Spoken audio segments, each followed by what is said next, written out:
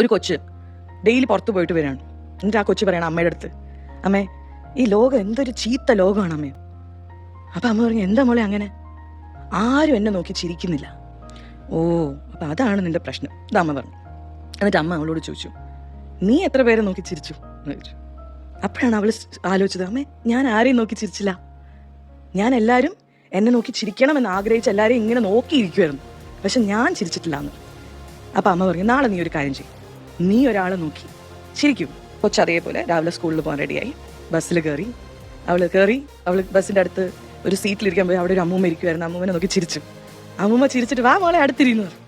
അവൾ ഹാപ്പി ആയിട്ട് അമ്മൂമ്മയുടെ അടുത്തിരുന്നു. സിപ്പപ്പ് വാങ്ങിക്കാൻ പോയപ്പോൾ താങ്ക് യു അങ്കിൾ എന്ന് പറഞ്ഞിട്ട് അവൾ ചിരിച്ചു. അപ്പം അങ്കിൾ മോളെ നാളെ വരണം കേട്ടോ, പുതിയൊരു ഐറ്റം വരുന്നുണ്ട്. ആ അങ്കിൾ ചിരിച്ചു. ക്ലാസ്സിൽ പോയപ്പോൾ ടീച്ചറിനോട് താങ്ക് യു ടീച്ചർ എന്ന് ലാസ്റ്റ് പറഞ്ഞു. ടീച്ചർ ചിരിച്ചോണ്ട് very good thank you bye മോളെ എന്ന് പറഞ്ഞു. അവളെ നോക്കി ചിരിച്ചു teacher.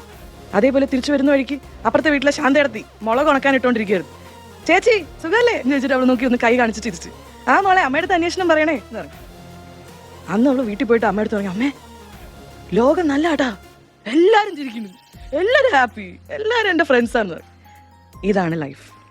When other behaviour changes, your attitude determines your altitude.